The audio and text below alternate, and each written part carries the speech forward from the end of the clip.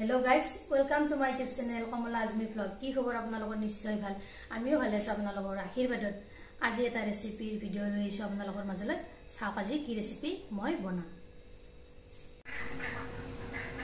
আজি এটা মাছৰ ৰেচিপি লৈ আহিছো। ইয়াৰ কাৰণে লৈ লৈছো 4 পিস মাছ মুৰেৰে সৈতে পিয়াজ এটা কাটি লৈছো আৰু এয়া জিকা কাটি লৈছো এনেদৰে সৰু সৰুকৈ।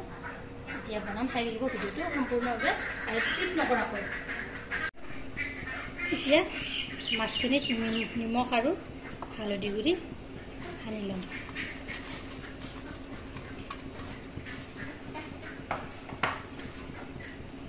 এইফালে কেৰাহীটোত অলৰেডি তেল গৰম হ'বলৈ দি দিছোঁ। এতিয়া মাছখিনি ইয়াত ফ্ৰাই হ'ব।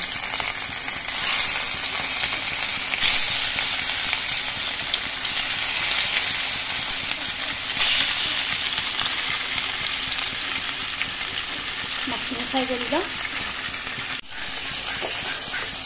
মাছখিনি ফ্ৰাই হৈ গ'ল।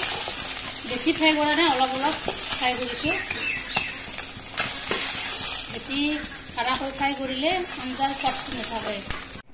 সেই তেলতে পিঁয়াজখিনি দি দিছোঁ।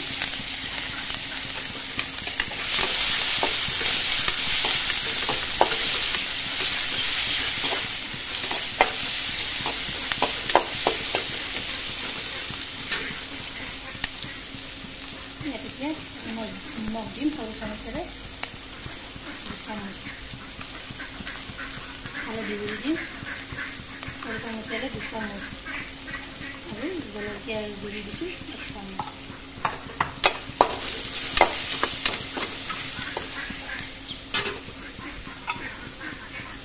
ইয়াতে এতিয়া কাটি থোৱা জিকাখিনি দি দিলোঁ। এনেদৰে চিম্পলভাৱে বনাই খাবচোন।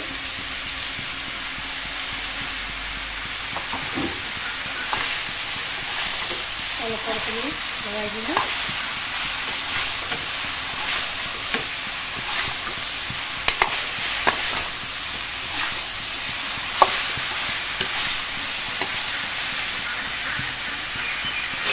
ইয়াত গেছৰ জুইটো একদম জিৰ' ফ্লেমত দিলোঁ।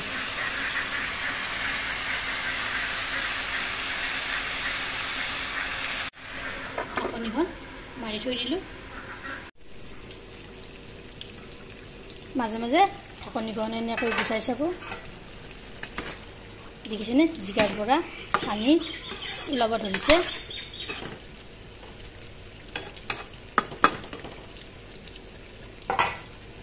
ঢাকনিখন পুনৰ মাৰি থৈ দিলোঁ।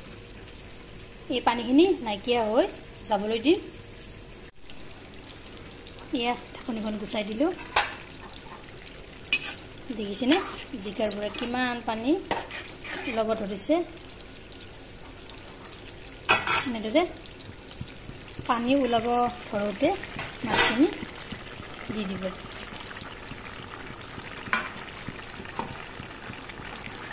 তেতিয়াই খাবলৈ আঞ্জাখন বেছি টেষ্টি হ'ব।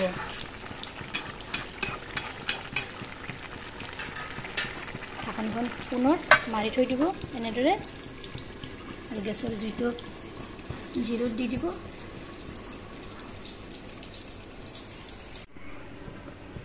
ইয়াত ঢাকনিখন গুচাই দিলোঁ। দেখিছেনে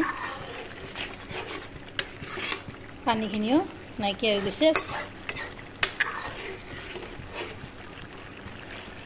এনেদৰে অলপ এনেকুৱা টাইপতে ৰাখি দিম। বেছি শুকান কৰা নাই আঞ্জাখন। বেছি শুকাই গ'লে খাবলৈ আৰু ভাল নালাগে। সেইকাৰণে এনেদৰে ৰাখি দিলোঁ।